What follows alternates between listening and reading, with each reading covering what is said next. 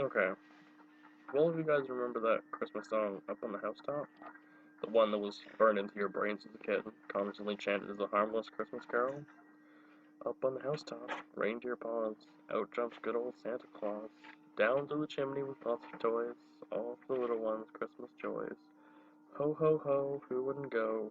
Ho ho ho, who wouldn't go? Up on the housetop, click click click, down through the chimney with good Saint Nick. It's not that harmless. When I was a kid, I was told by a number of my friends that they found Santa Claus to be a bit creepy or even frightening, but I had always thought otherwise. That is, until I found out that there never was a Santa Claus. But if Saint Nick never existed, why did our parents tell us about him in the first place? Were they preparing us for heartbreak with such a lie? Or were they just telling us another lie, possibly to protect us? I came up with such a theory when I had a terrible experience myself. On the Christmas Eve of 2006, I had just turned 9. I was so excited for the morning the next day that I couldn't sleep. I had already found out earlier that year that Santa Claus was a hoax, but that didn't diminish my rabid love for the holiday itself. I was laying in my bed, staring up into the pitch blackness of my bedroom. Usually I slept with the door open because I was scared of both the darkness and separation. This night, though, was different. My mother had come to close the door because she didn't want me sneaking a peek at the present she had gotten for my older sister and I. So I accepted the darkness just for once, my mind too distracted by the thoughts of tomorrow to think about what could be lurking in the pitch black that engulfed my room. I was concentrating on my mother's conversations with my grandma, hoping to hear something about what they got me. At the age of 9, eavesdropping was my expertise, but the sound of gift wrap and tearing of tape down drowned out their voices. That and another faint sound. It was familiar. I focused on the sound for a while, trying to figure out what it was, although almost imperceptible. It was a song I knew very well, one that comforted me for a moment. Up on the housetop, click, click, click. Down through the chimney with good Saint Nick. I hummed along with it. But then I realized something off-putting. Maybe it was my imagination, or possibly sound being thrown across the house. Our house does that often. But it sounded like, for whatever reason, faint music was coming from inside my room. Starting to get scared, as I usually did when forced into the darkness, I turned on the lamp on my nightstand. I relaxed to find that nothing was there, aside from my dresser and the pile of clean laundry that I had forgotten to put away. The music also abruptly stopped as I did this. Suddenly I heard another sound.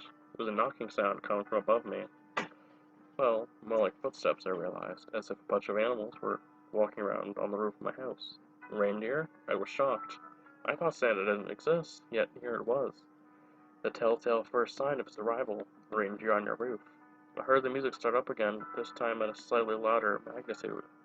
I could hear the words now, sung by an unknown chorus of children. Again, though, it was coming from inside my room.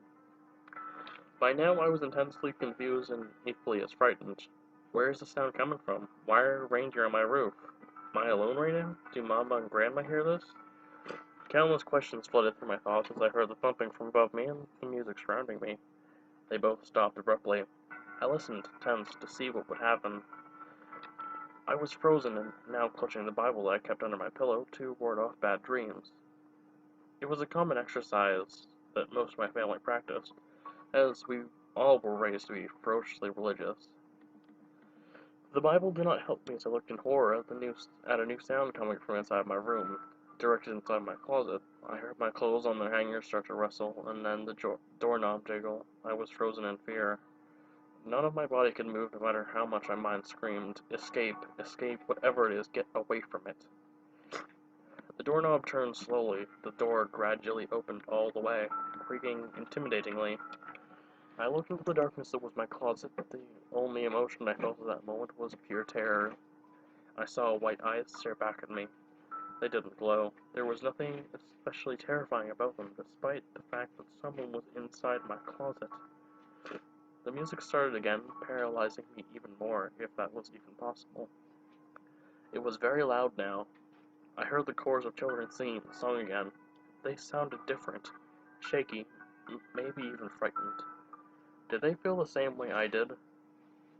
I saw whoever was in my closet emerge from the darkness into the light of my lamp. I felt tears wetting my face, my throat burning. I felt like I could scream. I wanted to scream. I needed to scream, but he did not allow me to. I don't know how. His silent stare just told me not to. It was Santa Claus, but his face was not sweet, cuddly, or caring, as depicted in many pictures and movies about him. He looked at me with a grim look, as if he was extremely upset with me, but that was an understatement. His overly disdainful stare was what was making me cry, not him being inside my room. The music now sounded like it was melting away, fading into the background. It got quieter and quieter until we both were staring at each other in complete silence. "Down through the chimney with good Saint Nick," he said behind gritted teeth, his voice low and hateful. "What?" I choked out in reply. I didn't understand. Why was he telling me the lyrics to his song? "You," he uttered. Suddenly he lunged for me, but I jumped back in surprise. I nearly fell off the other side of my bed. Realizing the ability to move again, I sprinted towards the door and threw it open, nearly breaking it down. Santa moved quickly, grabbing a hold of the shoulder of my pajama shirt.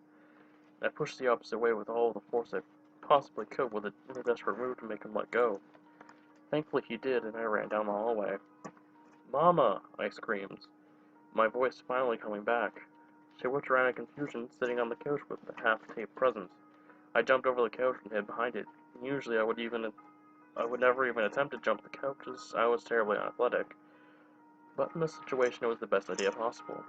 She stood up, a look of both fear and fury washing over her. Grandma sat on the floor next to the Christmas tree in shock. Mama merely started toward her bedroom. Santa stood motionless in the hallway, that look of disdain on his face. He never moved until Mama charged him with all her force. She locked her hands around Santa's throat, gripping it with so much force that it seemed impossible. She must have been powered by adrenaline and the mother instinct to protect us.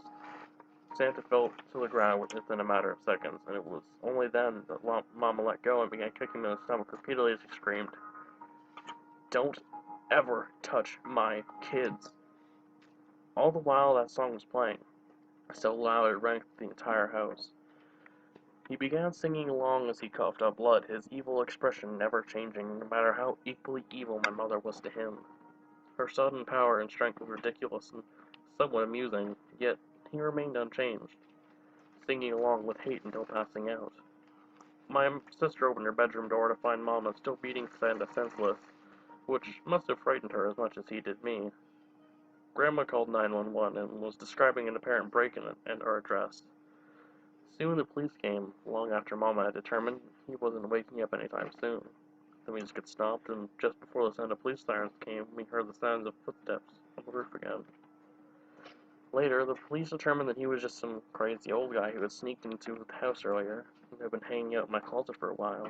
He was delusional. Either he thought he was actually Santa, or that Santa was just a Scooby-Doo-esque costume that covered up his identity. But that still didn't explain the footsteps on the roof, or that song.